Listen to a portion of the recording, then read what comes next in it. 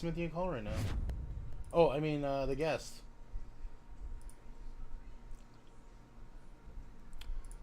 And lo and behold, boys. Hey, how you doing? What is going on, Smithy? Good to see you, my boy. Hold on 1 second. I need to drop this really quick. Let me put this banner on here. I don't know if you're on the stream right now.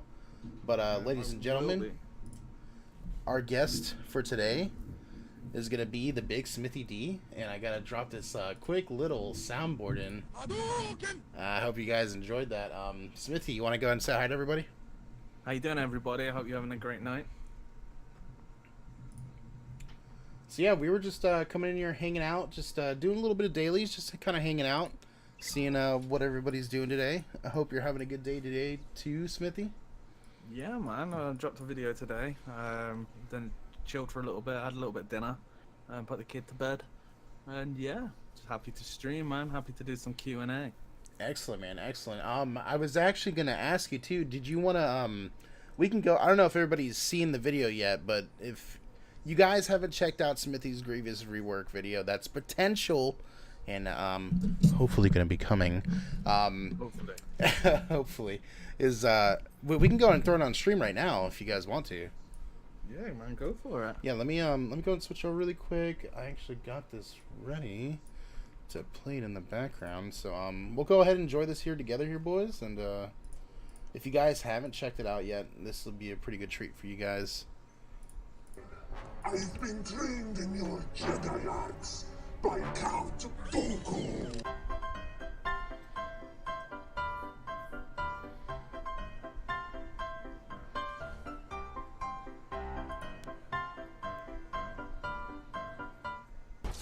You fool! So perfect, man.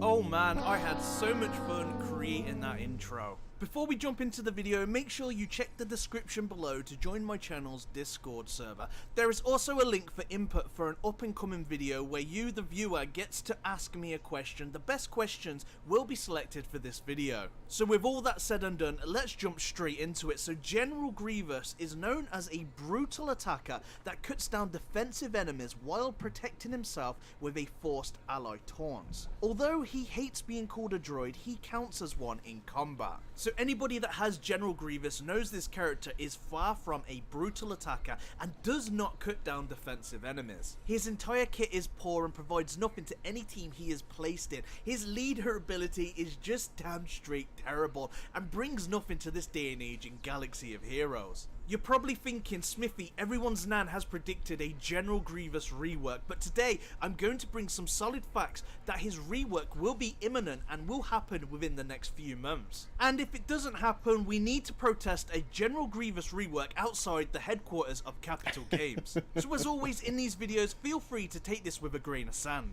I don't like sand. So first off, we have the obvious screaming for a rework, and still to this day, General Grievous is the most expensive free-to-play character. Still running hot in the Shard store for an absurd amount of currency to 7-star this character. In the Shard store, we have seen characters come and go, gear added, but General Grievous has always been present. However, General Grievous has been added as a rare rotation to the Fleet store, and my suggestion here on this bad character is to start picking them up from that area. Like we have seen with Vader and his shards becoming more accessible via a paid pack and rotation in the Fleet store, if General Grievous wasn't planned a rework, I am confident this character would have been removed by now. How I picture CG's 2018 roadmap is General Grievous smack bang in the middle, and all is left to connect the dots to provide him a rework. With the introduction to Fleet 2.0, we've seen a very oddly reworked to the Geonosian ship. These 3 Geonosians are also the only separatist starships that we currently have in game. The rework on these ships isn't like any other rework we have seen so far in Fleet. They went from 0 to hero in a matter of an update. For anybody that watched Star Wars Episode 3 or followed heavily into the Clone Wars knows that General Grievous had his own capital ship. A rework to this character followed by his capital ship would play a key part into Fleet. But with that aside, even if we looked at the Republic fleet, they got some outstanding changes with Plo Koon, Clone Sergeant and Fives. Does that mean we're finally getting a Clone Wars season? How happy would you guys be if we got some Clone Wars attention? Let me know in the comments below, because I definitely want to hear what you've got to say on that subject. Biggest news, however, comes from Star Wars Battlefront 2, which is also a Electronic Arts title. The developers of Battlefront 2, DICE, have shared information of some of the new features coming to Star Wars Battlefront 2 later this year, including a map and characters inspired by the Clone Wars. Once Battlefront 2's current Han Solo season is out of the way, DICE will begin ushering new goodies themed around the Clone Wars. There will be a new map based on the planet Geonosis. Does that sound familiar to some of the reworks that we've already got, Clone Wars and Geonosis? Geonosis has been described by the developers as the largest level ever built for Battlefront, and there will be new heroes and villains too. And wait for it, the new heroes will be the likes of General Grievous, Count Dooku, Anakin Skywalker, and Jedi Master Obi-Wan Kenobi. This is of course due in the up and coming months. Some may say they have never done cross content and will never do it. Well, my answer to that is every time a new Star Wars movie comes out, Battlefront and Galaxy of Heroes have both covered that in their games. With the opening reception to Battlefront 2 and its loot boxes could have been the reason why we have never seen the Inferno Squad in this game, and maybe the fact that they changed alliances. This big bit of news could mean that we will see a rework to both Anakin Skywalker and General Grievous and have both of their ships added to our fleet. We don't have any more Star Wars movies until the end of next year, so this is a really great opportunity for both of these games to partner up and cover the Clone Wars era. And I do believe with the release of General Grievous in Battlefront 2 will mark the time he is reworked in Galaxy of Heroes. So what is your thoughts on this, and how excited would you be if the Clone Wars got some love and attention? Let me know in the comments below. If you've enjoyed this video, then please leave a like and subscribe. This helps the channel to continue to do what it's doing. One more thing, post in the comments below to what you'd like me to say at the end of the next video. The best comment will be chosen for that video. Thank you very much for watching. I'm the Smithie D. May the Force be with you always.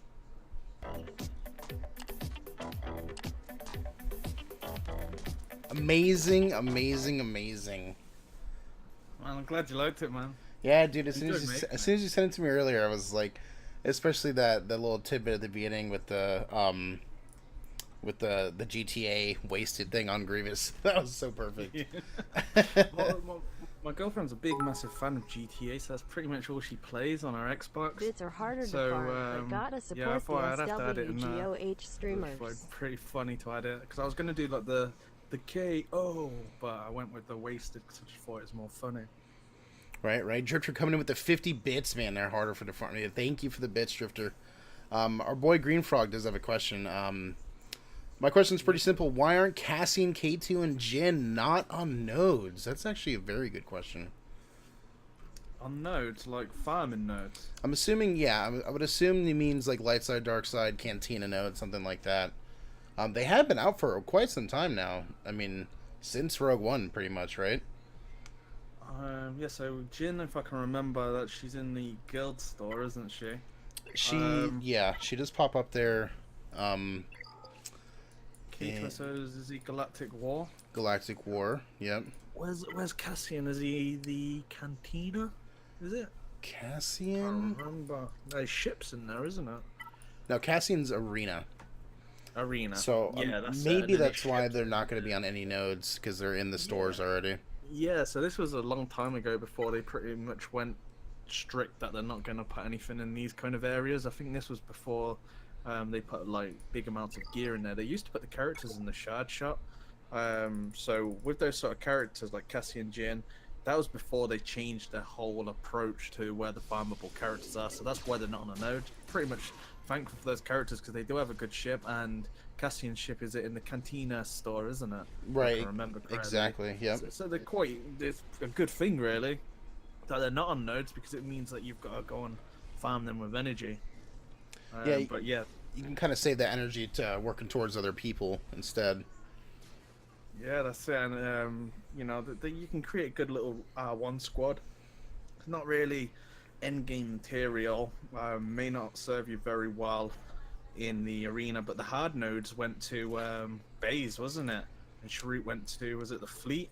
Yeah. So Baze himself got the hard node treatment. Yeah, Chiryu, he pops up in the fleet arena sometimes, and I think the Guild War store, if I can remember correctly.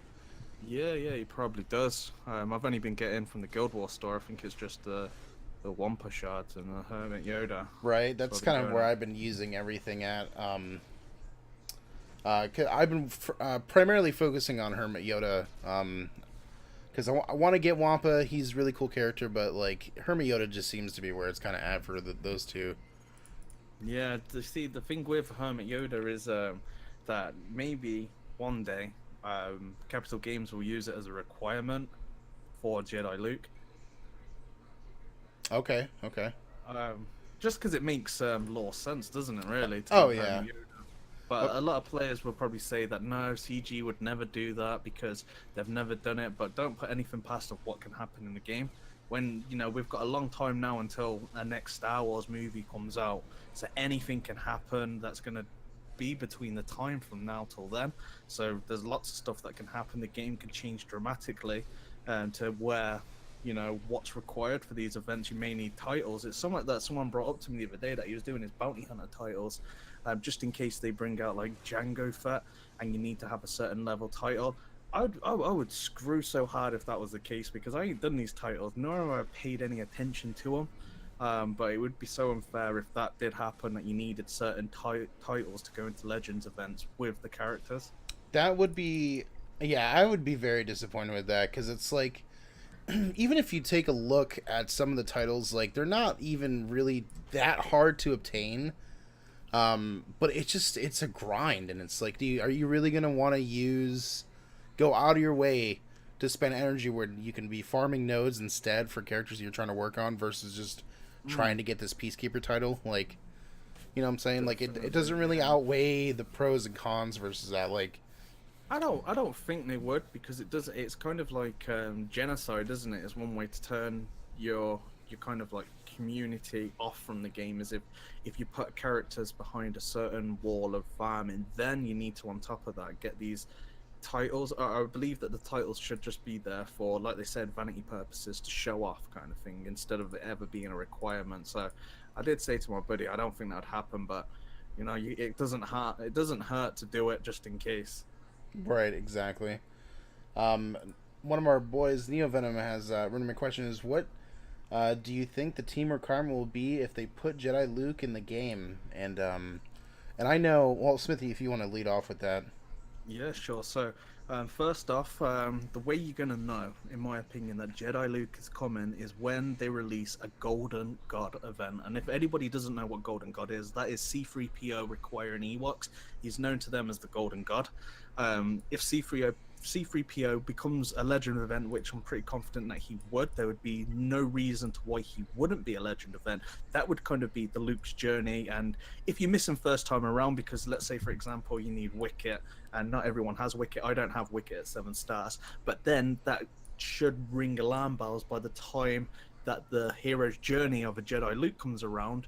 So will it repeat again the C-3PO event? So I guess that would play into it, and he's probably going to be a character, probably like Hermit. He's not going to attack, he's probably just going to buff the squad dramatically to the crazy boss, or give so much mad skills or something. But that would be one of the characters. I think Hermit Yoda has to be a must. It's part of Luke's journey, even though that he's in where he is. By then, of when they bring it out, that should be enough time for veteran players that should have that to have one key, but I think there's going to be other processes. I cannot see them repeating R2-D2 for one. Cannot Right. see that happening. I doubt they're going to throw Raid Han in there because it's just too easy to obtain. So they want to do it to a degree. You know, they want everyone to have the character, but they don't want to make it easy because that's what a Legends event should never be about. That them just picking what every character everybody's got. I would love it if they did, but and then everyone would have it. Then everyone would have it in the arena. So I guess it's about the prestige of having those characters, and it's the same with the Hero's Journey. They had certain characters that wasn't Hero's Journey, but they didn't use Raid Han. Because Raid Han could be used across the trilogy. Maybe they will, maybe they won't. But yeah, there's a lot of characters. You got Rolo as well, Rebel Officer Leader, Leia, or whatever her title goes from. Yeah. So you've got her. Cold Han, I don't really know, because it was kind of a shake-up when CLS come out. I was expecting him to be in his Hoth outfit, especially being called Commander Skywalker, because Commander Skywalker was known at the start as on Hoth. That's when he was first known. And if you ever Googled what Commander Luke Skywalker looks like, then he comes up in his Hoth costume. Yeah. But the one we got is Bespin, so it kind of like leap jump past Yoda, I'd say to speak. But it depends. It may not have been the final duel. It could have been prior to Vader. Like, yeah, it could be anything, because underneath that Hoth costume, he had his Bespin outfit on. So, do you think if this event does come to fruition, you think it is going to start like in the timeline of before, or like as Empire is starting? Pretty much, that's kind of where everybody's like thinking, right? Could do. But and then it's the journey of him becoming Jedi Luke. So Jedi Luke didn't become a Jedi until the last stage of Return of the Jedi. Exactly. Until he defeated Vader. So you can't have Jedi Luke without going through every bit of that. So who knows? You might need 10 characters, 12 characters. It could be the biggest Heroes event that covers the Empire Strikes Back and goes on to Return of the Jedi. Because there's only one version of Jedi Luke, unless they're gonna create Sail Barge non-Jedi Luke, then create Jedi Luke, which seems a little bit too out there for one character, especially that they haven't released it, and it's probably unlikely that they're gonna do it anytime soon.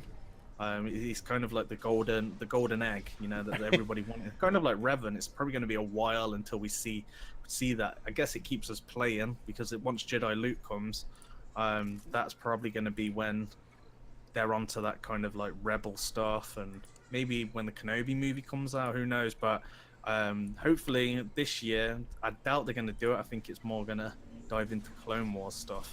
Yeah, because it's, I mean, just like you said, it's like the golden egg. Like, you got to think, if they do release Jedi Luke, he has to be, hands down, he's going to be one of the most amazing characters to use in the game. Like, they can't release him and be like, oh, it's just another marquee character, you know? Yeah, see, this is the thing with Nest, right? I look at Nest and I'm like, why isn't this not Jedi Luke? You know, like the kit, just Nest, Right. it just like blew me, just looking at the kit, and I'm thinking, where did this come from? who loves Nest so much that they've given her this thingy for her? Like, obviously, I can get where behind the scenes that Lucas are probably going to do something else with Nest, you know, and carry her origins on from the movie and stuff, and probably do, I don't know, another movie with her in where she's lead, and who knows what they'll do, but that'll probably be one of their next projects, and that's probably why she's powerful. It's kind of like Scavenger Ray, isn't it, really? Because Scavenger Ray, for a time, when she was released, she was so powerful that you just like, you had to have her, you know, when the game first started, just her coming in one-shotting characters. And I think Nest is got a really good kit for a character that's in one movie, and isn't really the you know, main character of the movie, because obviously the movie's called Solo. Right. There's There's another maybe question. that they swapped it around. Well, right, yeah. They kind of like messed the kid up on Bumped it. into each other. The Jedi Luke guy walked into the Nest guy, and they picked up the wrong papers.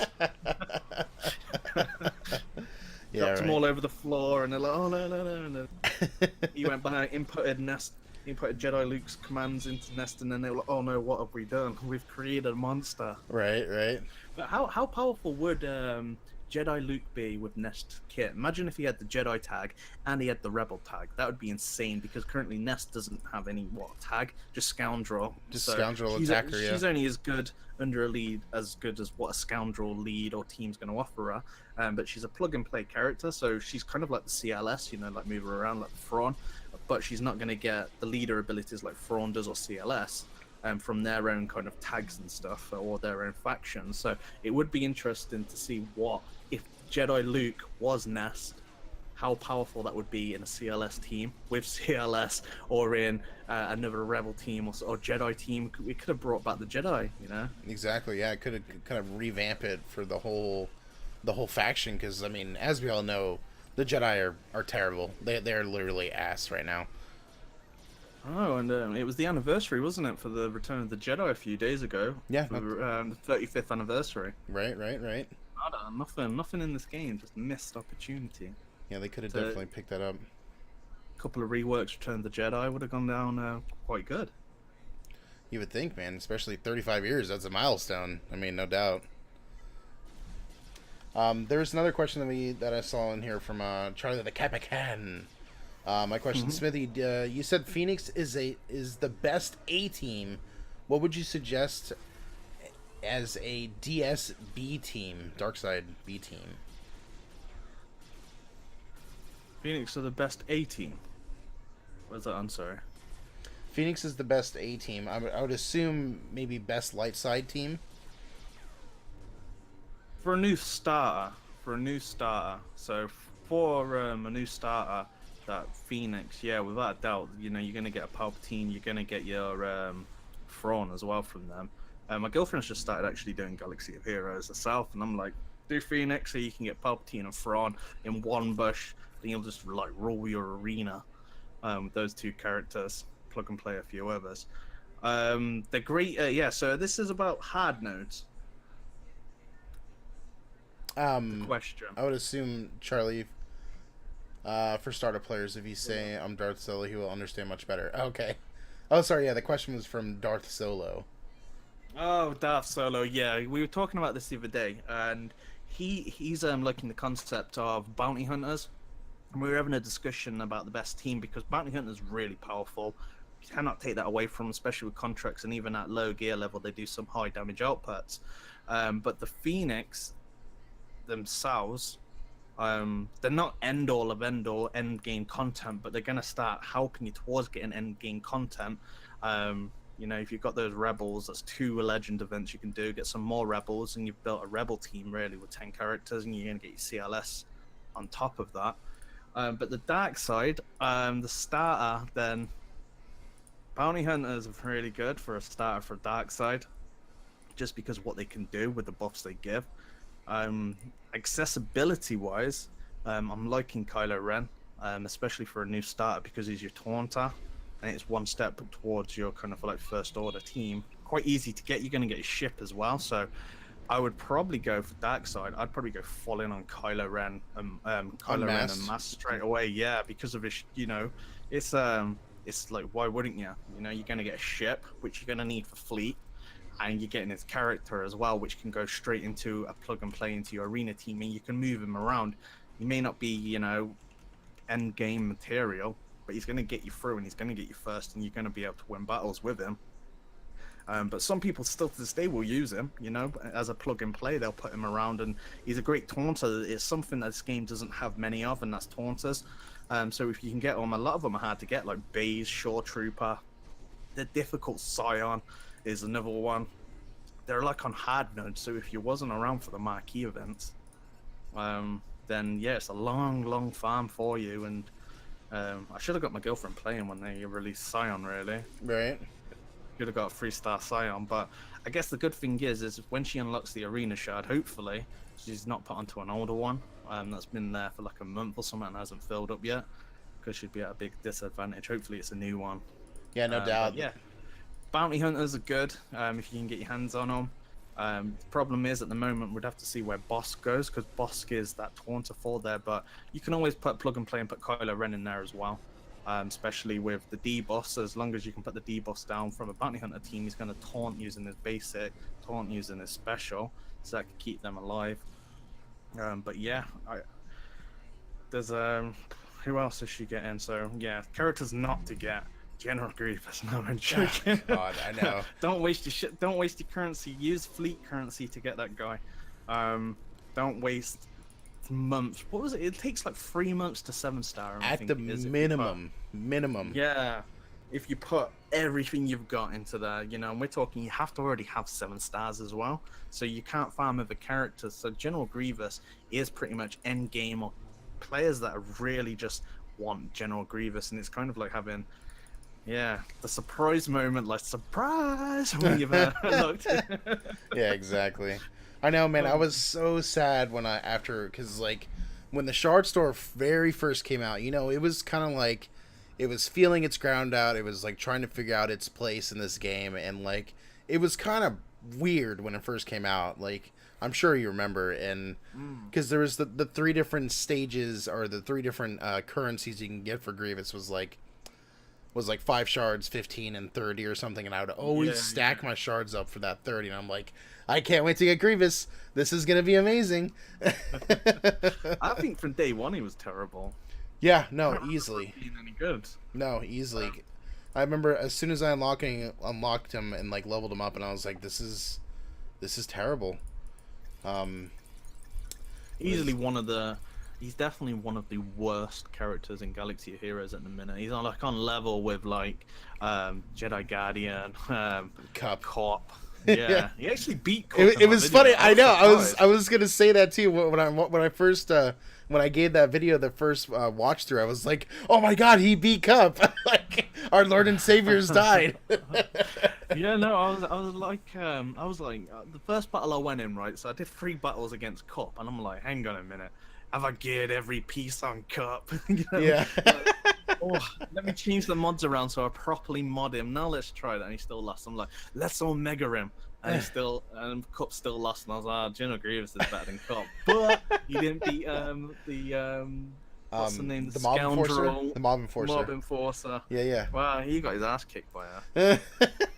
Absolutely destroyed. It's those thermos. He nearly lost to Newt as well from those thermos, but Newt's, I didn't mod him to the fullest on Newt, so I didn't change any of his mods, and he probably didn't have potency to land. If those bombs landed on him, then it would probably kill Grievous, because that took a chunk of his health off when the Mob Enforcer was throwing them on him. Yeah. Our boy Steven Anna said, I would feel so effed right now if I entered a new arena and someone already had Raid Han and GK. That would be terrible. That'd be absolutely terrible. Yeah, definitely, because there's nothing you can do at the beginning against those sort of characters. They're just so good. Right. I'm trying to get, once my girlfriend's got her first 7-star, I'm then going to try and get her into where she can get some of these shards, do the raids and stuff, and get General Kenobi, because that'll give her a slight advantage, definitely on a shard. Especially when she get those characters, because they're just pure amazing. I remember when I had Raid Han at the beginning, and you'd only really use him against Jar Engineer, I believe it was, and because he couldn't do what he does now, he didn't hit as hard, he didn't double tap or anything like that, because they're all Zeta abilities. But yeah, you just stun Jar Engineer on the droid squads, and this is how long we're going back, when droids were in the arena with Jar Engineer. Oh my god.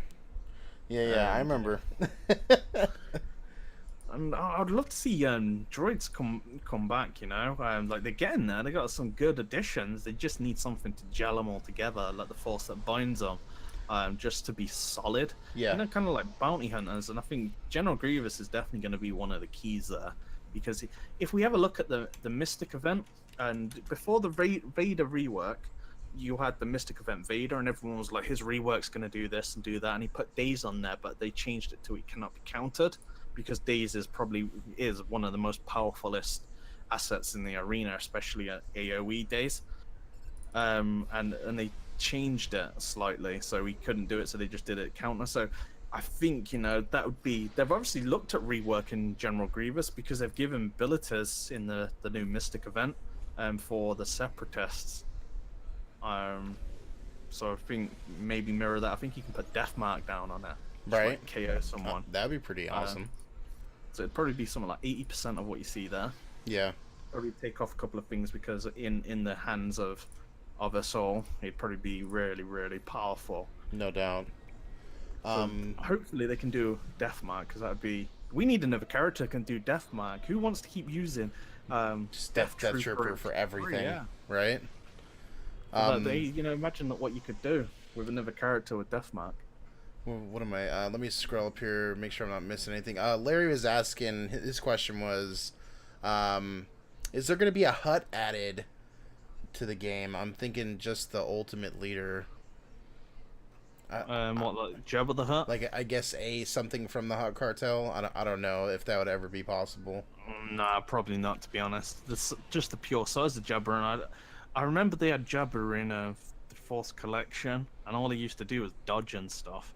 And this was his like ability, so it was kind of like a card game, but on the mobile.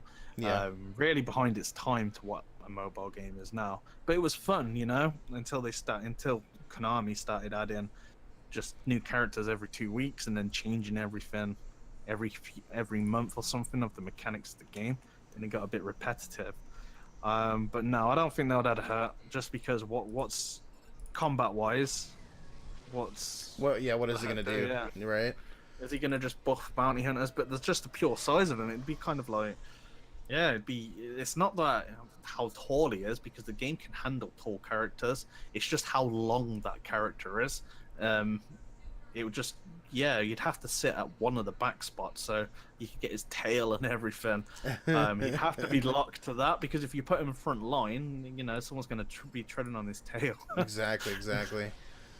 Charlie also said, Verdum's tip to Smithie's girlfriend when she is level 27, put her in a guild, or put her in a heroic guild, and buff her and get her raid on GK shards before she gets into a shard. Yeah, that would be pretty awesome. Our buddy Alex said, sorry I'm late, how's it going? Power Tree said, General Grievous equal amazingly disappointing.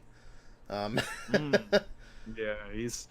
Grievous or Grandmaster Yoda, which is worse? I think we all know we all know the answer to that. It's gotta be Grievous. Grandmaster Yoda, I don't think is terribly bad. You know, he still does a job to the team. You know, he still puts that tenacity up. He's got a Zeta that gives him foresight and spreads it to the team. He can spread all buffs. I don't think he's terrible. His leader ability isn't too bad. You know, it's not meta-defying him, but it's not the worst leader ability around. Could be worse, yeah. General Grievous, just whole kit is crap. You know, he's supposed to be a brutal attacker, which, as you can see in that video, he hits close to, what, 10k crits? At the most. That's with pretty decent mods on as well. So I modded him pretty decently. I had him at like 230 speed, and he had crit damage on, crit chance, everything. I had him pretty decently modded, and so did I have the others as well, pretty much equally. So they probably had less mods than what General Grievous had, because they were characters that you'd never really mod, who I put them against, you know.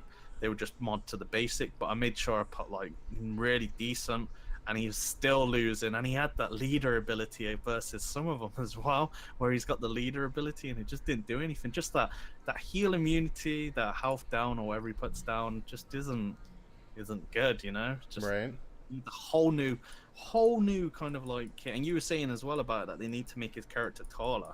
Yeah, that's the one thing, like, they need to fix. Like, obviously his kit's terrible, we know that, like, but they need to fix his stature. Like, if you look at K2SO and some of the other droids, they are huge, and like you put Grievous next to him and he looks like the size of R2. You know, he's just like a little bit bigger than R2. Down like the Hunchback of Notre Dame. Yeah, exactly. But yeah, he was. Even if you have a look at episode 3, he was like 7 foot tall, and that's why he said Anakin was punning him, wasn't he? Saying, right. What was the words that I expected you to be a little bit taller. Exactly. Yeah, kind of like give him a little like, whack. Yeah. Yeah, saying he wasn't tall enough, kind of thing, you know, because he towered over Anakin, wasn't it, with his bad breath. You seen Anakin move his head away, look. Yeah. And he come over and breathed on him. Exactly. There was another question that came in from our boy DMJ1. Question: if you're going to add a new legendary character to the game, not a hero's journey, who would you add? I think that's kind of like a open, like any character you would want to add. Jedi. Oh man, I got so many. I loved Kyle Katarn back in the EU. Loved him. I played Jedi. It was Jedi Knight. It was. I loved that game. Jedi Outcast, I think it was. Right. I've got that actually on the Xbox now. I downloaded it. I might stream it. Like I got KOTOR 2 and all that stuff. Yeah, but, hell yeah, man. Kyle Katarn, I don't know. Yeah, I loved Kyle Katarn because of his personality. It's kind of like sarcastic humor. Okay. Yeah. Like dark, sarcastic humor. If anybody knows who Kyle Katarn is, but his representation in this game, what made him special to me was his humor. So having him in the game is going to be completely different than hearing his voice from what this voiceover was. Other than that, I loved Starkiller just because I like Sam Witwer. I think Sam Witwer is a really good actor, and it made me just like Starkiller. Yeah, he was OP for a video game, but it depends what setting you played it on. Everyone says, oh, he's OP, but go and play it on, like, Sith Master. You won't think he's OP then when you get your ass kicked by Vader. Right. Yeah, in Force Unleashed. You know, there's so many conversations I've had with people about Starkiller, and they're saying, oh, he's too OP for the game. And I'm thinking, what level did you play on? Did you play on easy? Because when I was playing on Sith Master, man, I had like 100 retries versus Vader because he just kicked my ass over and over and over again. Yeah. Just literally destroy me. And it's the same as the level against the troopers. You'd be like, 3 shots, you'd be dead. So you'd literally got to run around, block, and everything. I'd love to see Starkiller, just because I like Starkiller, but I don't know with this game if there's a demand for it. He's not a well-known character because he's from the video games, and they didn't really follow it up, I don't think, with any lore afterwards. He was pretty much stricken from LucasArts after the second one. They messed that story up so bad. They did. First They did, one man. I thought was good, nice story. Should have left it there, or if they, you know, follow it on with another journey. But bringing him back how they did and not being him and messing it up and to overpower, and that was when he was overpowered, was the second one. I think the first one, you know, he was pretty powerful, but you know, he wasn't a Mary Sue come the end. I'm not going to spoil it for anyone. No, yeah. But in the second one, he was a Mary Sue all over, you know? Just did everything, super powerful, overcome everything, and had no consequences whatsoever. But yeah, the second one was terrible. You could see by the rendering of the graphics that the game wasn't finished. It had worse graphics on the cutscenes than the first one. No, definitely, hands down. If that's anything I remember from that game is the graphic quality in it. It was nutty. Yeah, well, it was I think it was Eden Blackman that did the first game. Yeah. Yep. He left kind of midway into the second, or he was released, left. Same difference. He wasn't the one to finish the project, and the project suffered. The game wasn't even finished, and you can just see that by playing it. Yeah. They had the levels done, but they just didn't have the story done, and it just looked like they ad hoc'd it as they went along. The cutscenes were terrible. They looked like something from Borderlands, and especially from the game of playing the first one when they've gone for the cinematic approach to then change it, and then it went to cinematic approaches in little bits. Then when it'd go to the next cutscene, it'd be all cartoony. Right. In Force Unleashed 2. There was another question that came in. Let me see if I want to miss it. Will there be a bad guy from the Solo movie? I haven't seen the Solo movie yet, you know, to be honest. Really? Yeah, no, I ain't Gotta seen go it. check it out, man. Probably if anybody knows who I'm talking about, because I already know what happened in it. I kind of just read up on it and stuff. It'd be the guy at the end. Everyone knows who it is. Yeah. I don't know if everybody's seen it, but for the people who have seen it, yeah. Yeah, for the guys that have seen it will know what I'm referring to. Right. I'd probably say that, you know. But then again, I don't know who else is what the rest is, so it'd be hard for me to say. Yeah. Because I've only kind of like heard opinions from it of what's what and stuff, so I don't know what's concrete with the movie yet, unfortunately. Right. There was another Alex's Balbane saying I love Starkiller. Neo Venom said I'd like to add Lobaka, Dirge, and Django. Lobaka. Django. Why does it sound so familiar? Lobaka. Baraka from Mortal Kombat. Baraka. If he's asking the opinion there to bring Lobaka and Dirge into the game, I'm not too familiar. That seems like it's pretty heavy into the lore. Yeah, that's like bounty hunters. Django. Everyone knows who Django. Yeah, Django. I think he's going to be a legend event. Well, he would be. He made it into the fan favorite, so for a while he wasn't a fan favorite. Django wasn't, right. And then he made it into the fan favorite lists. Thrawn's been in there for like God knows, years. He's been a fan favorite for years because he come from the old EU stuff. Right. Is it Timothy Zane? That was it. He was the creator of Thrawn, Mara Jade, and created all the stuff, all the Thrawn's origins. And then they redid another lore, well, what's canon now, a new one for Disney, the Thrawn book. So yeah, he's been in there because I think that book came out in like 94, 95, the original book, that had Thrawn in it. Okay. And then after that, yeah, so Jango's just pretty much recently gone on there. So yeah, I could say it's a big possibility, especially that now you've got bounty hunters. Would you say though Jango was classed as a separatist or not? That is the question, because the separatist wasn't technically started until after his death. Right. That would be pretty interesting actually if they would classify him as a separatist, because like, I mean, technically he was kind of neutral in the whole thing, you know, if you think about it. Like Because Bulba, isn't he? He's like, he helped the Empire, but he just did it as a contract. exactly. He's just a bounty hunter. He's just a simple man making his way through the galaxy. Am I right? Yeah, he did take his step with him at the end.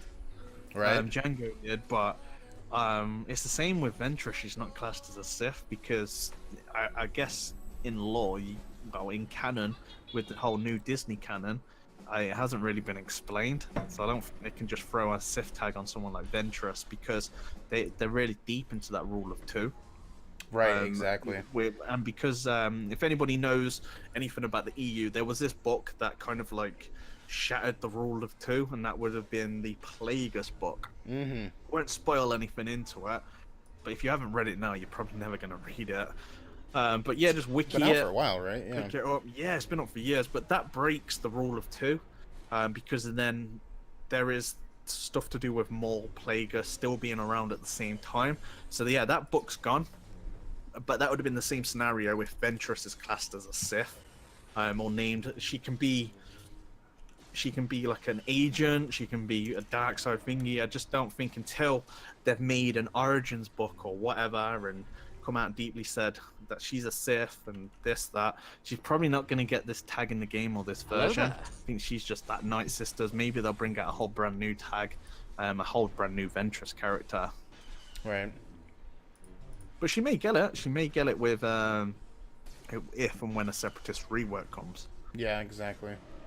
But she's pretty pumped up as it is now, so I don't know if they'll really touch her. I mean, yeah, because they just did like not a really overhaul, just a semi rework on her, and they did a really good job with her. To be honest with you, whenever they did the Night Sister stuff. Well, what I saw some other questions. Oh yeah, so there was Charlie, and he was on about the Separatists. See, I don't know, like, fully into what it was without double checking it, but I'm sure it was the Separatists wasn't the Separatists until the end of episode 2, because they were the Trade Federation and prior. Right.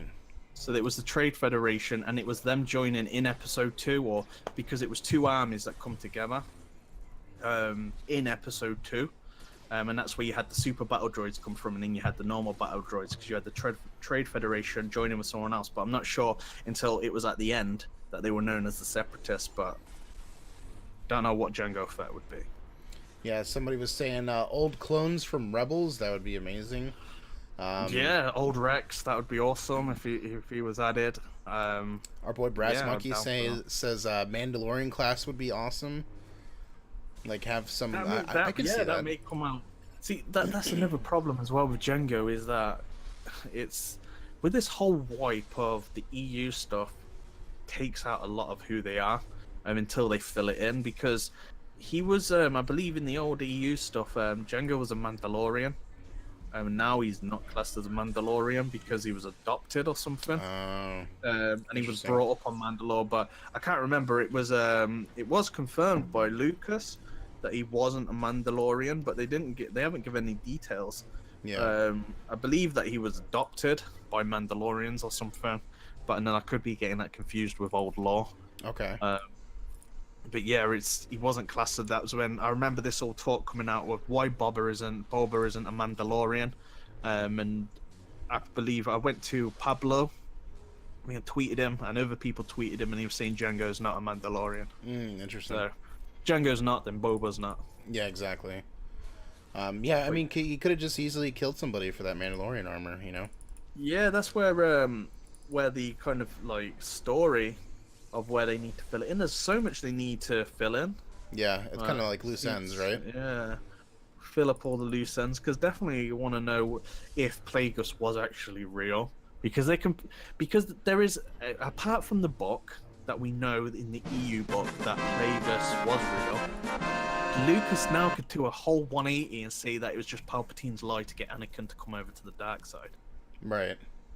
They could easily do that, Easily. or they could do a Plagueis, but they just don't really seem too interested in doing all that stuff right now. Maybe after the Kenobi movie comes out, that they would be up for going deeper into lore, depending on the reception of that movie, I guess. Got to be a right time, right place to bring out that stuff and bring in interest. Easily, yeah, that would be pretty cool. I can totally dig that. Let me see what else we got. Alex is asking, what do you think about the name Alex? I'm assuming that's a personal question. All right. I don't actually have any friends called Alex, so I've never really said it on a main basis. I've got things close like AJ, Right. Alan, but no Alex.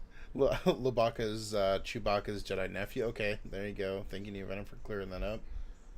That's Charlie, deep in lore, then, isn't it? that is pretty. That's not pretty deep, man. Oh, he's going on about holiday special.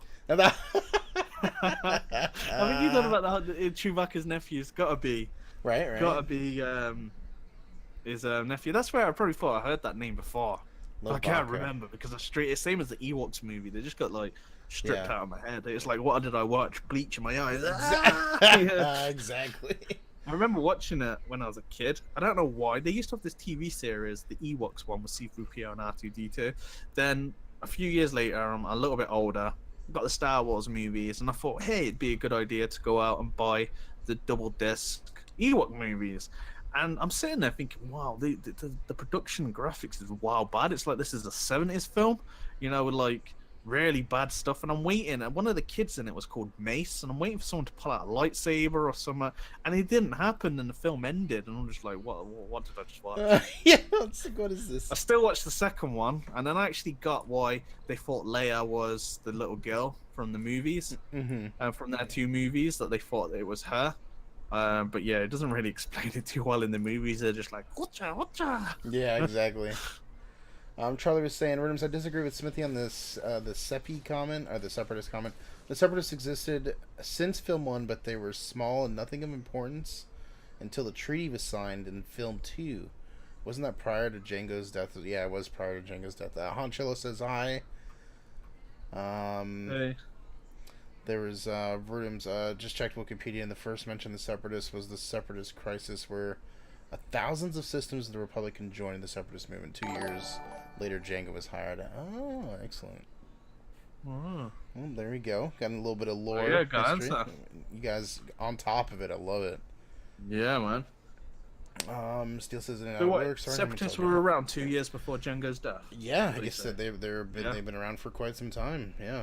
Nice. Thanks for that. Yeah, man. Definitely need to kind of get wiki up on my Separatist stuff, which I'll probably do tonight, actually. Right. Especially, hopefully, fingers crossed, there's going to be a big overhaul, new content. So yeah. Lubaka trained with the Solo twins, Jason and oh, okay, that's where that comes. Oh into. yeah, that's a you. Yeah. Okay. I didn't really go and read that much into it. I kind of dribbed and drabbed. Like I went with is it Abalon? When she come into it. Yeah. Crate. But yeah, I didn't really read much of the Solo twins. But yeah, that's why he's on about a holiday special. Yeah, exactly.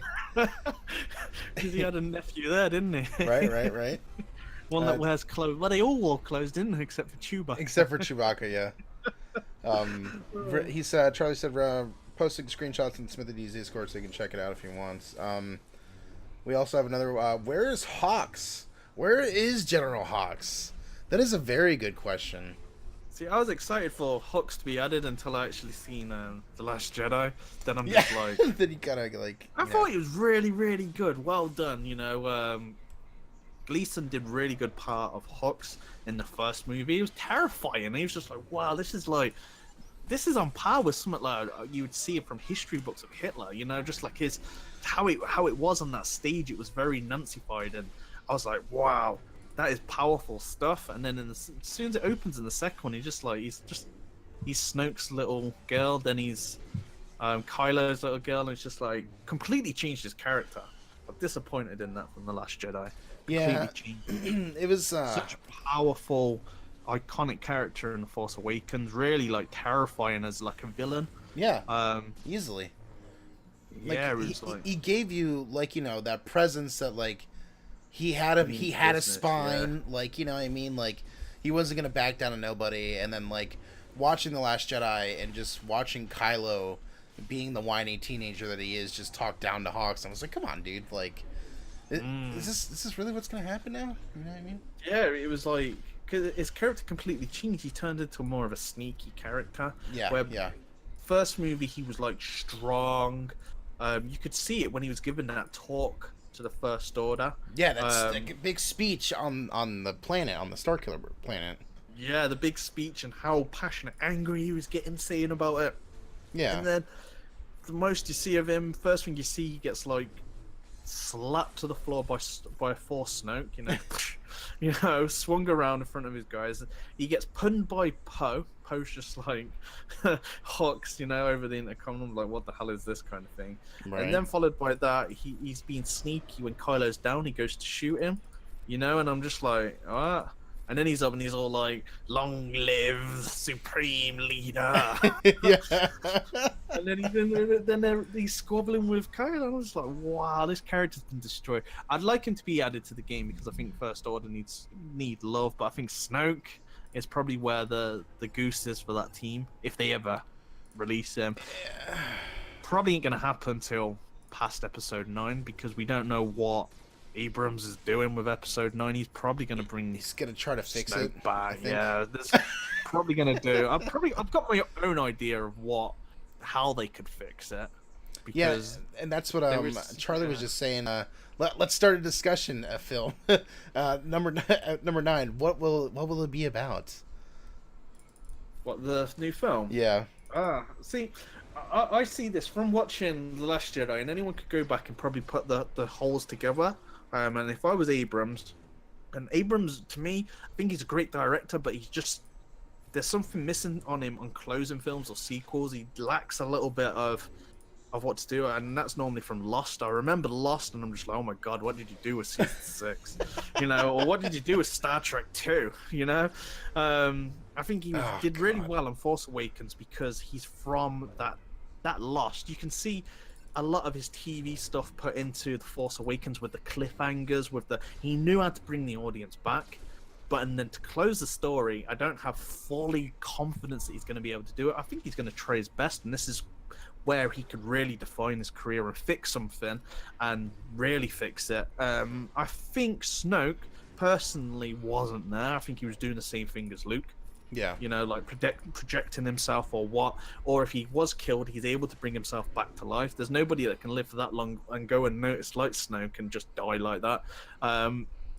I think what he said, there was one golden line in that movie, what you'd have to look at. He says that the light will always rise, the dark will rise with the light to meet it 10 times or 100 times its power or something.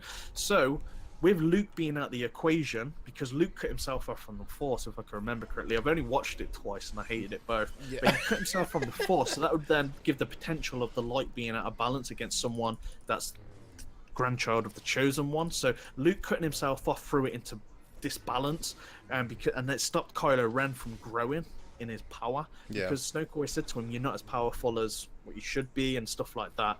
So, but Rey was getting more powerful because she was light, and because there's two dark entities, and there was Kylo Ren and there was Snoke. So Snoke has to be taken out of the equation for Kylo Ren to get more powerful. And then Snoke can come back once they've gone up their like power levels, like Dragon Ball Z shit. Then he can come back. But I think, you know, like Luke, with Luke dying as well, or if he died or not, I think he did.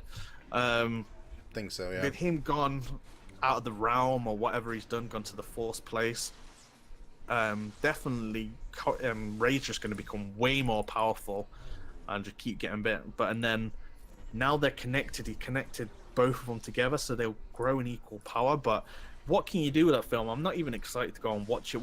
See Kylo get his ass beat one more time? Right? Yeah. Third time in a row. Exactly.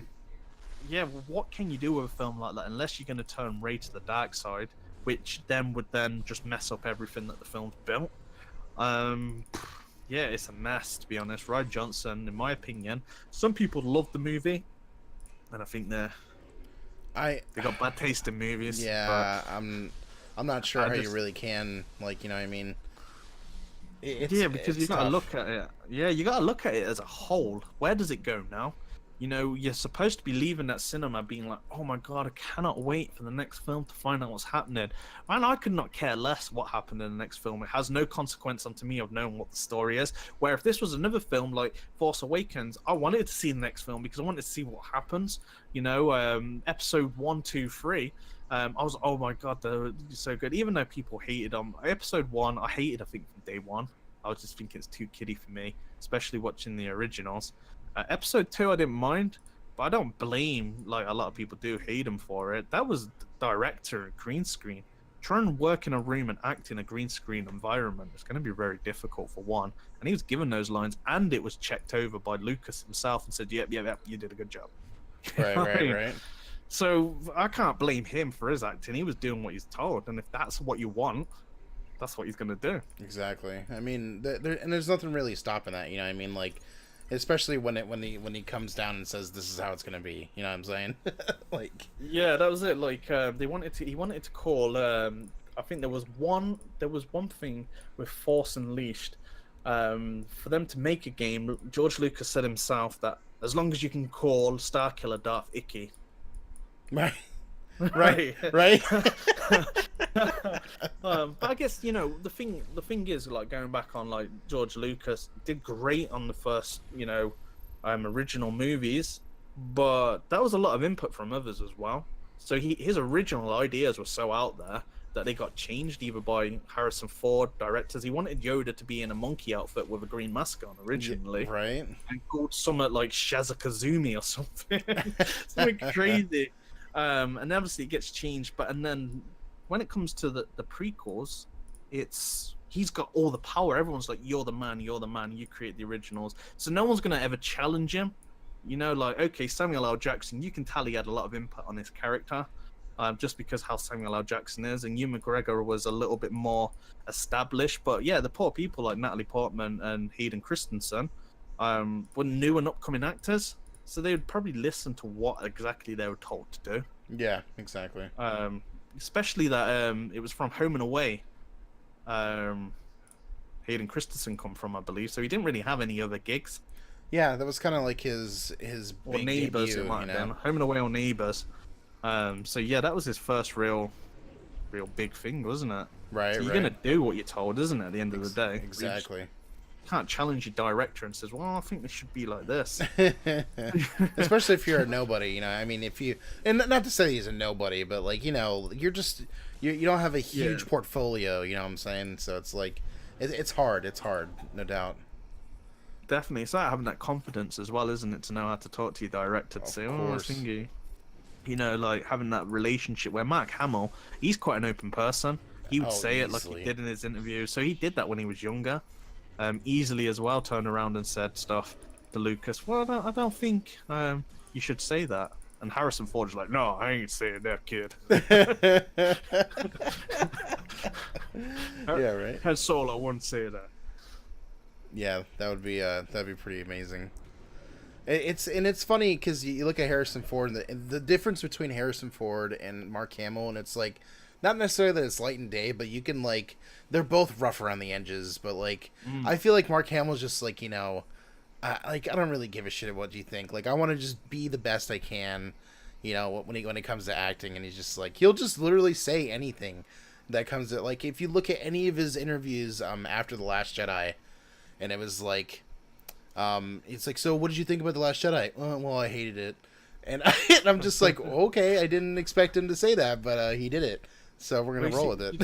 Did you see the interview? between him and Ryan Johnson. No, I Right didn't. after the premiere, you should check it out. Mark Hamill's there. Looks like he wants to like beat up Ryan Johnson. He obviously didn't know Luke was going to be killed at the end. He's Yeah. just there, so like he looks traumatized. He's just looking at the floor. Have you ever seen the Ben Affleck interview with the Batman versus Superman? Oh He's just yes, spaced I out. did see that one. Yeah, Hamill is exactly like that. He's That's just fantastic. literally like looking down, spaced out. Yeah. That's all he is. giving And zero he's just- attention. Yeah, he wasn't listening or anything, and then Ryan Johnson all happy, just sitting there laughing away and laughing at the jokes, and Luke, Mark Hamill's just looking down like, "What have I done?" This is monster I've created. Yeah. What did they do? Have we? What other Galaxy Heroes questions we got popping up? Let me scroll. I think everybody's just literally just enjoying, just hanging out with us. Actually, Charlie just came with another question about the Rhythms and Smithy. Favorite bounty hunter in canon and Legends, 2 different ones. If you haven't noticed, I love bounty hunters. I have noticed. Amazing. My favorite, personally, when it comes to bounty hunters, has to be Boba Fett. I mean, Yeah, Boba Fett. it's hands down. Like if that wasn't my answer, I wouldn't have this tattoo on my arm of Boba Fett. He's hands down my favorite bounty hunter. I can just list a million of reasons why. What is your personal favorite, Smithy? I liked a few of them. So Boba Fett, Aurora Singh, and Ventress was pretty entertaining because she went on in Legends as a bounty hunter. Like, had a little like short white hair. Got rid of that kind of like bald head and grew her hair out. So the interesting thing, you said Aurora Singh. You need to watch Solo, man, because there's a pivotal point where they mention her, and that's all I'm gonna say. Yeah, I know about that. I think I come Okay. across it the other day. I think someone was talking about it in chat. Yeah. Said about it, about like what they mentioned about her. Mhm. But yeah, she was a Jedi in Legends. In Legends, right? Failed Jedi, because she had a lightsaber and stuff as well.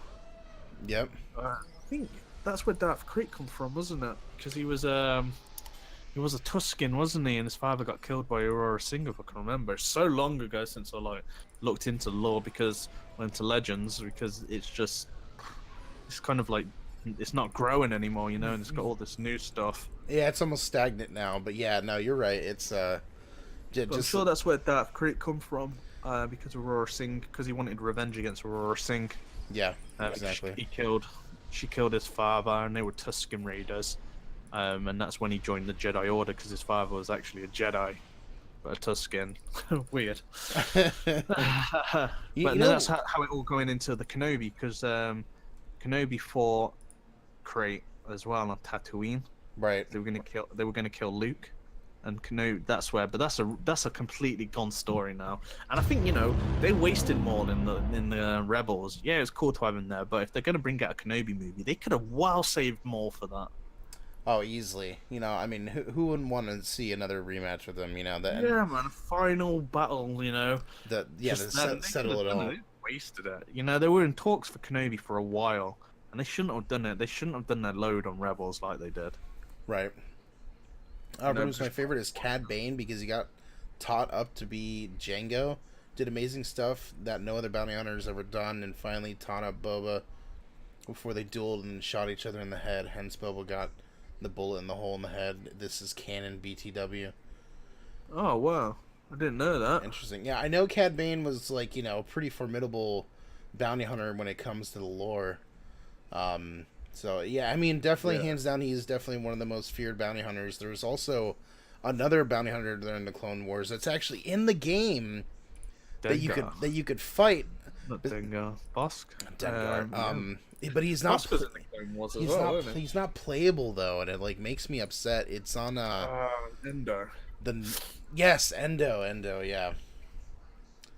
Endo, and I really want to see him, because you fight him on light side 9B, the same node that has the Shore Trooper and the Reaper. And yeah. I remember, I don't know, I'm sure you remember when that battle first came out, it was like impossible to 3-star that battle. Oh yeah. It was incredibly difficult and for like no reason, you know what I mean? Um, Yeah, I think I did it with. I think it had to use General Kenobi, Burrow, or Zaris or something yeah. to do it first, when it first came out. I think I made a video since I did the 3-star. It was that long ago, probably like a year and a half Yeah, ago. it was about that. Brass is saying with the new ship battle format, what ships and rotations should I be focusing on? Also, excuse me, the Genosian 3 ship start be the best way to go? Yeah, without a doubt. Um, Empire have had its hold for a while. I think they're gonna change that up. As you've probably already seen, that people are using Tarkin now, so that's changing from the Chimera. Yeah. Um, yeah, I can see that it's going to change because it's just one step away from having more content. So we already know that Geonosians are really good. They have to be pretty much max level, depending on your shard, isn't it? But you Really ideally on an end game, like if I used my Geonosians, I probably wouldn't win. Because I need to have them. They are gear 12, but I just need to have a couple of more Omegas. So it'd be harder to use them. But if I was on a little bit of a less shard and I was a leading person in the shard, then yeah, all day long. You know, it just depends on what's around you. But at max level, yeah, they work. They work really, really well with Akbar. To be honest, I did a stream the other day and I was just like, oh my god, what have I put in defense here? Because I couldn't even beat it. Like that, when on the stream, I'm like, oh my god, I'm trying Geonosians using Tarkin, and they were just like hammering down, like so quick as well, because I had like the Ghost, I had the Phantom on the bench. But yeah, Geonosians, can't go wrong with that because you've got to look at yourself. Not look at yourself. Look at yourself and make change. You gotta look at the Geonosians and ask the question of why has the Geonosians got this kit, and just have a look of the time and effort they would have to put into a faction. So they've given them all faction related, while Geonosian related, while separatist, isn't it? So it's all a combined thing. You know, one of them has the assist chance versus separatists, and the others have it Geonosians. And all round they're a trio. You can use them. You can use 2 of them. You probably couldn't use one of them unless it was some fact. But the bottom line of it is, they put a lot of thought into that trio with only 3 separatist ships in the game. So going forward, future-wise, you're probably going to see a lot of separatist content. Because one makes sense because fleet. Nobody does anything in this world for free, you know, and especially when new updates come.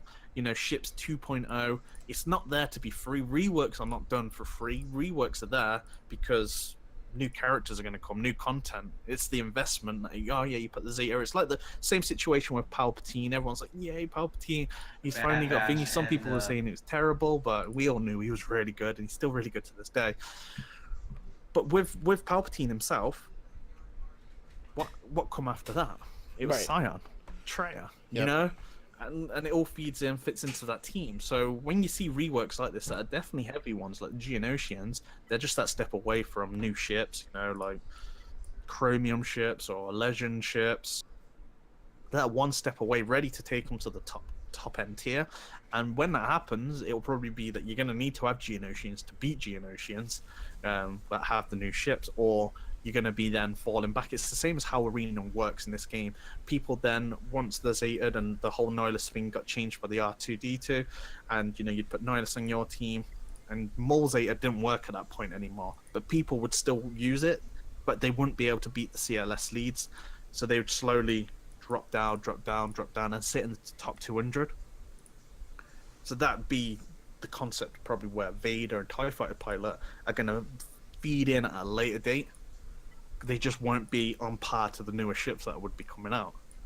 Yeah, because they're always going to be bigger and better. And you know what's kind of like it's interesting about the Fleet Arena, because it's a lot of mirror matches. They're like, every time I look at it, it's not like how it is in the Squad Arena. Like, you have like the Nightmare team, so you're going to try to throw a Rex-led team at it, and like you know, vice versa, and like, you know, have other teams counter it. But when it comes to the Squad Arena, or the Fleet Arena, it's like you're gonna have to have a mirror match to take out what you're fighting. It's a lot of the time, because I feel like if you try to counter it with something else, it's really a gamble almost, like sometimes when it comes to the fleet.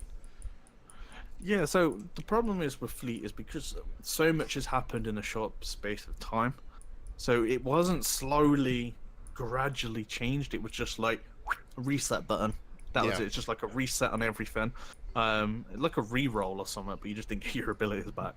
Just everything was changed. It's just a reset, you know. So everyone's in that position. It's 1 minute. Sorry, the baby No, that's waking up. Everyone's in a position of not knowing where to go with their mats, putting it on the wrong character to find out they're not as good as what they would have probably thought, what they used previously, and because it's been mounted down to 3 ships, it's kind of like you have to really time your attacks on who you're taking out. Where before you'd have 5 tries to take out 1 ship, so Yeah. you could take out their bigs pretty much super easy on your first go around, or their Vader on the first go around. And that was the 5v5. But a 3v3 concept, you have to be careful where you're putting that AoE down as well, because you don't want to be giving the enemy turn meter from TIE fighter pilots.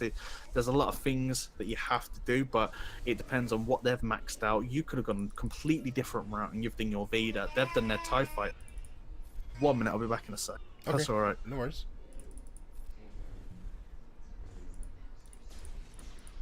Oh man, this fight is.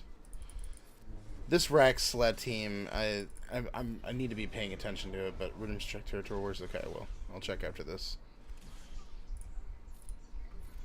We're oh man, we're coming up. I didn't realize what time it was already, boys. We're gonna take if anybody has any more questions. We're gonna try to knock these questions out real quick before we go, because we're gonna have to wrap it up here soon. Yeah, man, I'm back now. Okay, cool. Yeah, I was just asking everybody if they had any more questions, because I'm gonna have to wrap it up here pretty soon. Not like right immediately, but Yeah, man, that's cool. Yeah, but going yeah, back to, like, finish what you were saying. Yeah, it's like it's at the deep end, isn't it? So everybody doesn't know where to go. We didn't get a detailed guide of what was changed, you know, so we could just boom make informed decisions. right. So that was kind of like left out. And if anyone plays like Battlefront 2, when they make a change on that game, they tell you the percent amount. We dropped it by 25%, dropped it by 10. So there was a lot of work, I guess, for it to be done and put into a document. Yeah, It was kind of like ad hoc done, and it was just never thought about. And still to this day, I don't think we've even got one. But going forward, I think Empire, we've got 2 capital ships. There isn't any really other ships that I can think of come to mind that they can just add Empire and just be like, yeah, that'd still be a solid faction. They're probably going to move it. Same as content, isn't it? They want you to keep playing it. right. They want you to keep investing in it, either if it's time or money. Both of it is good for them, either if it's being the most played game, the most, like, grossing game or anything like that. And the way to do that is to change things up. And, it was so difficult, I guess, with the 5. How can you change that? Put 1 ship out? Because it'll probably be either sidelined or put into that lineup. So they did a whole changeover, and they've made, like, Geonosians stronger, because it's a 3v3 concept. And if they did it at 5v5 and did the Geonosians, they'd be they'd be so overpowered if you put Biggs and TIE Fighter Pilot or something like that with the Geonosians on a 5v5 with their rework. Right. So yeah, I think Geonosians are a really solid bet to start with.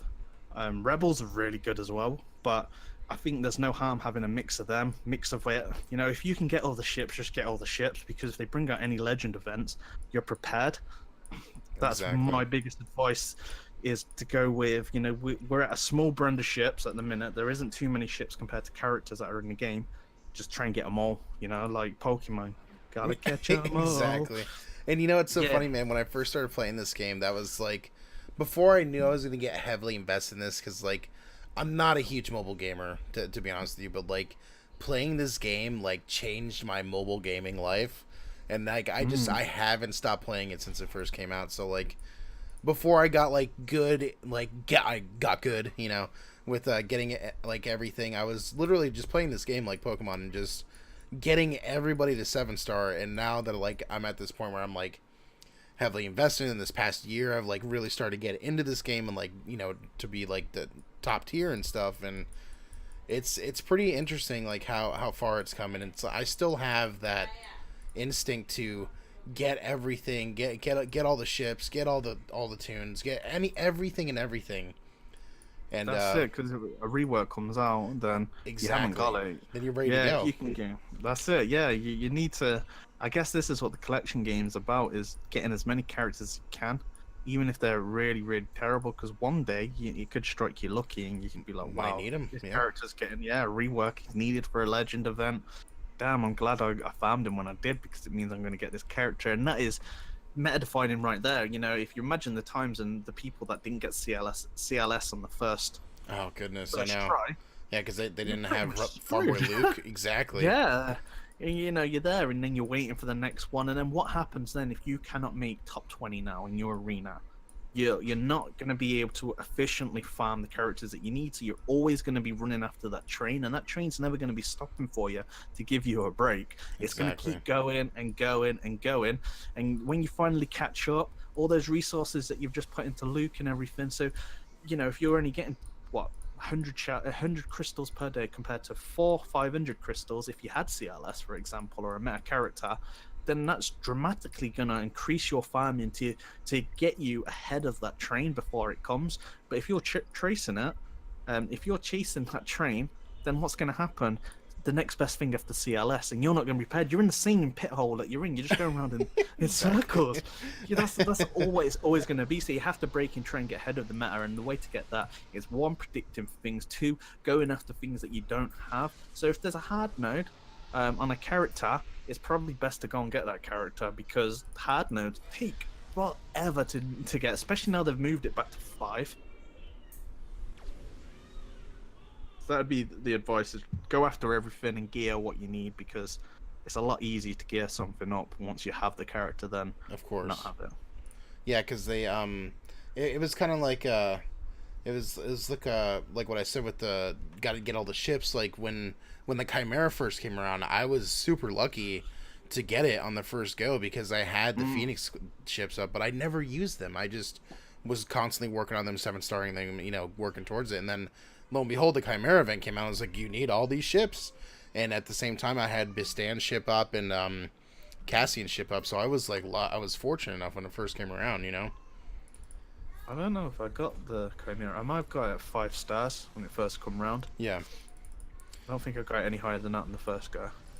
And yeah, and so it was really fortunate for me, because then I was able to like kind of clutch the fleet arena for the longest time, and then everybody started getting it, and then, you know, from there on out, the Chimera like reigned king for a long time. Yeah, it's the same as how Treya is now. Exactly. Since I've had Treya, I don't move out top 5. Nice. Just sit there. I just do one battle a day. Really, that's competitive, just to get my spot on the arena. You know, help out my arena shards mates when needed, but I don't need to climb like I do in Fleet, for example. It's just so laid back, just boom, that's done. But once everyone starts getting Treya, then it's going to be the same thing over again, isn't it? Everybody's like, and then yeah, it's just the same thing. It's just going to be what Palpatine was. Everyone's moving everybody, and it's back to that. But I guess the lucky thing with Treya, not everybody in guilds is doing that. Exactly. So it will take them a little while, or there was some that are starting to do it now because they're seeing a power and true potential of what she brings. But you've seen with Nest, you know, Nest helps you defeat the Treya team. So, but again, it's kind of like, if you're gonna pay for a character to 7-star her, you'd probably already have Treya. Right. Potentially, not everybody, but not everybody. Yeah. But logical thought that if you can afford a character like Nest, you're probably already going to be farming on the Sith raid. Right. But if not, you're probably really close to doing it. Yeah, there's a lot of guilds that are out there, and it's crazy too with the amount of people that are kind of broke apart a lot of guilds, because they're like, you know, we need to start farming heroic Sith, like, so they're gonna like dump their older guilds, and it's just like, it's like I don't care. I want to get Treya. That's like the end game right now. So it's pretty crazy. This is the thing with them bringing out the problem they've got with bringing out a character like Treya is she's not a General Kenobi. She's not gonna last forever. Yeah, I think the games know this. That because of her kit, it's pretty much Sith related and debuff heavy related, you know, to power her up and stuff. Once the Sith are not meta anymore, she's not going to be irrelevant, really. You may be able to use her in territory wars, well, you will be able to. But arena wise, it's probably going to lose. You know, if she's got no Sith in a team, then it's really difficult to say, isn't it? Yeah, exactly. It's really difficult to say where she'd go because she's not the CLS, she's not a General Kenobi, she's not a plug and play. Right. So where would she go from that? If there's a counter that comes out, and I think this is what Capital Games know, and this is probably why you're not going to see arena work for her, because it's like a circle, isn't it? They bring out new characters to perform well in the Sith raid to get you Treya. But if you take that away and make her non-irrelevant anymore, then you just lose a big portion of bringing out characters to do that. Of course, they still do it for the AAT and stuff, but it's going to be more hot for them on a selling point of view for a game that's trying to make money to bring something that's relevant to get something. So if they bring out something that destroys something completely, then people aren't going to probably buy those side characters that you'd never buy to do good in the Sith raid. That makes sense if she's not a General Kenobi, so to speak. Yeah, because I mean, and if you look at it, GK is like literally, he is the most versatile plug and play character used on many arena teams, like scattered all throughout, and it's from dark side to light side. It doesn't matter what affiliation it is. Like, he is just literally everywhere. Yeah, that's it. He is. He's just got such a great kit. You've got no character that can just hand out crit immunity like that. Crit immunity saves your life, man. Especially in the arena. No doubt. I mean, because you get those heavy hitters. Like, I mean, not necessarily that Wiggs is like really ever going to make a comeback. I mean, they might. I've seen like a couple people make videos on Wiggs taking down Treya teams, which is pretty interesting. Yeah. But just put General Kenobi in there. Boom. There you go. Wiggs for you. That's it. That's what I did. As soon as I seen those videos come out, I was just like, people would probably try that on my shard. Okay, I'm gonna put General Kenobi in. Yeah, exactly. No one tried it, I don't think. Or if they did, they didn't beat me. Right. With the Wiggs combo. I think I've seen someone try it once. I've seen them switching back and forth, and I didn't move, and I was first, so nice. They must have been attacking me to try it. But yeah, it doesn't work that as well when you've got General Kenobi sitting in there with that crit immunity. No doubt. They're just gonna get destroyed. Just their endurance is just not gonna last versus a Sith team with crit immunity, especially on the low health on Wiggs. Yeah, and it's pretty interesting. Like, I'm looking at my shard right now. Like, it's a relatively old shard.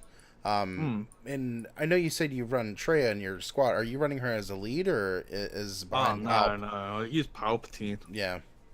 Treya lead. I think you're gonna have to have a good team. Is that with Nest? You want Nest and you want Mother Talzin. Mother Talzin or even Rex team. Mother Talzin then with her plague stops Treya from working. Right. So she's got how plague works is any enemy that has plague cannot be cleansed. So if you put days on them with Nest, they've got plague. Treya's in the team. Treya cannot cleanse them, so they get no term eater if they've got days or shock or anything like that. So yeah, that's where Mother Talzin's really good because her plague stops any they can only get rid of plague by going to max health. And then, but once that is, it's kind of locked. It locks the debuffs on them. Yeah. Plague's crazy good, but it's just maybe you'll see more characters with it. Yeah. But yeah, that's probably why you'll see Mother Talzin running around and you'll be like, oh, why's she in there? It's because of what Plague does. Makes it really easy to defeat teams, especially Treya teams as well. I have seen a lot of Rex-led teams. Surprisingly, I'm looking at my shard now to see if there's a... Okay, well, here's one that's Rex-led GK, Wampa, Thrawn, Talzin, and that's kind of like the staple Rex-led team now. I've seen a lot in the arena, and it seems to work pretty well. There it is there, like that. Yeah. See, Talzin's in there, and then you got the Wampa for the days. Yep. And then, so what will happen is Rex will probably, from their Vader, or Rex will put his tenacity up, boom, They've all got turn meter. That allows Wampa then to do his AoE days. Then it allows Talzin, hopefully normally to go afterwards, to then lock them, or before, it doesn't really matter, to put the Plague. And once Plague's on them, that daze will stick on it for the 2 turns, or how many turns it lasts. And the only way that they can get rid of that is going to full health. If they don't go to full health, the Plague will just sit there, slowly eat them down, but so will all the debuffs that they accumulate where they've got Plague on. So if they get stunned, Treya can't clear that either. So stun, daze, anything like that, like what her unit does with the Zeta, won't clear it whatsoever. So that's why people use Talzin to beat the Treya teams.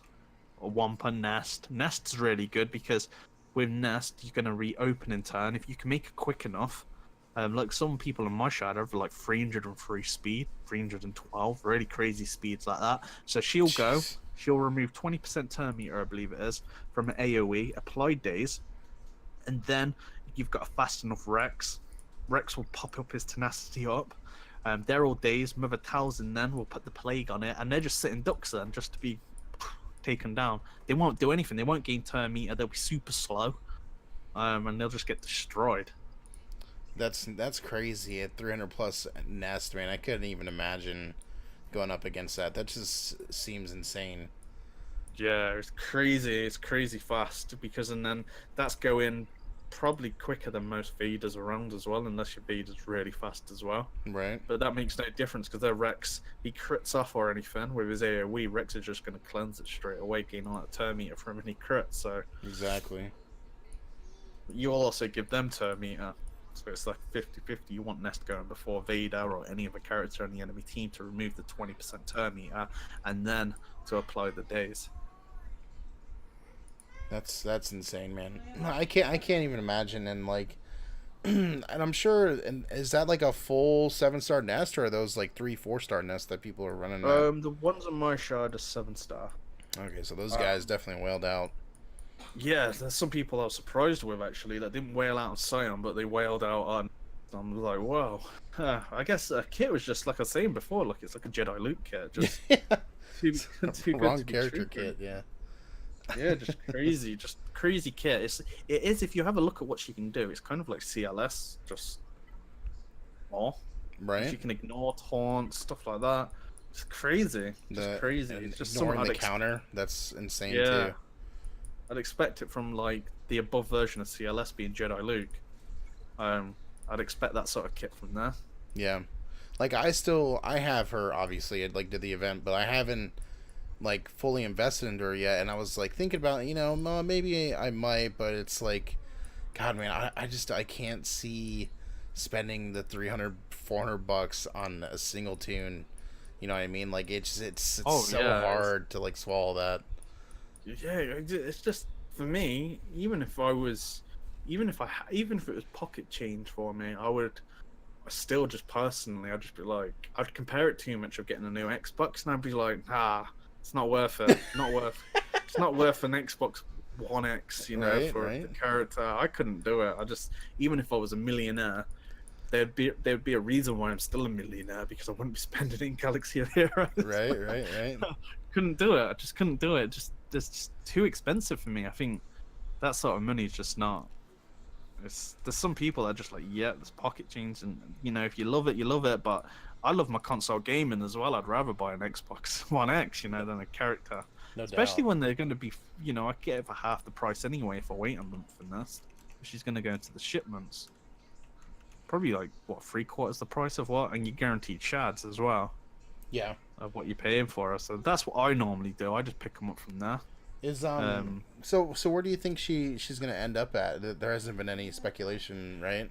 Oh, probably a hard no. Yeah, that's kind of like the go-to now. It's like, if they're a really amazing character, let's put them on a hard note somewhere. I guess that's the new staple mat at the bench. That's the hard note. I think. Yeah, it's horrible hard notes. But it just seems, isn't it? I'd be surprised if she goes anywhere else, because we know shipments are all out of the question, because they said they weren't going to put any new characters there. Right. Unless they open up. Fleet have got a new table, so maybe they put her over there. But yeah, it's between that. I cannot see them putting in there in the Cantina. one bit. Just doesn't sound logical to me for a character of that scale to go there. So a hard node or the new fleet table that they're bringing out, either one of those two places. But I'm just gonna, as soon as she's available, I'm gonna just be buying her shards because, yeah, it didn't serve me wrong against Sion. If I didn't buy his shards from day one or Visamar, then I'd be farming them from a hard node all the way from like 3-star. I know, and I was definitely sold on the Scion pack when it first came out. I was like, you know what, I'll push into 4-star. Like when I first came out. Same. Yeah, I did that with Visamar his as kit well. was so amazing. I did. I brought the shards for Visamar all the way up to 7 stars, and we're doing hard nodes for her. So I've nearly got her to 7 stars. Nice. Yeah. She's 6 stars at the minute. I've nearly got her there. Such a great character as well. But again, versatile in the Sith raid, from what I've been understanding. Great. Yeah, it's great in the Sith raid. Well, she's only worked really in phase 1. Phase 2. She could work in phase 3, but phase 3 and 4 is just going to really hurt you using her with those counter attacks. It's just going to hurt your squad. Right. So really, she's a phase 1 character because she doesn't assist when she's got a debuff on her. So I think that's pain as well. So once she gets pain in any of those phases, phase 2 or phase 4, she's not going to assist. And if she assists, then it's just going to damage your squad in phase 3 and 4. It's just going to start dropping their health. So you don't really want that from a character. So to speak, every time someone attacks. Imagine if she was attacking out of turn every time everyone did it. They'd be dead in seconds. No doubt. Let me see. The health just start dropping. I don't think there's no other 2 questions coming in. Unfortunately, I'm gonna have to wrap it up here. But if you want to go ahead and plug any of your information and let everybody know that's hanging out in the chat. Yeah, man. Thanks for everyone for coming over as well. And it's great to meet all the Rubens fans as well. But yeah, got a Discord server also as well. So if you're happy to come and join that, and you can check me out on my YouTube channel, Smithie D. Yeah, he's an amazing guy. Make sure you guys check out Smithie, man. He's a great YouTuber, amazing game changer for SWGOH. He's got a whole bunch of videos, and I'm super happy to have him on the stream today. I hope you guys enjoyed this. I know that we ran a little bit over time today, but you know, that's what happens when you get good conversation go with some great people. But if you guys, I'll make sure to drop the Discord. I know almost everybody here has been in the Discord. We can post information and links for Smithie's stuff and everything. And of course, yes, Charlie, please drop Smithie's Discord in the chat. Dosma says, hey man, great stream today, Rhythms. Thank you, Dosma. I appreciate you, brother, so much. But yeah, you guys are amazing today. And again, I will catch you guys tomorrow. I think DB is on right now, so we're gonna go ahead and raid it over to DB. Let me see. Let me make sure that's going on. Thanks guys for hanging out today. Make sure you guys all say bye to Smithie. Go say hi to him. Look at his videos. Give him a like, subscribe, all that jazz. And yeah, man. I will catch you guys manana.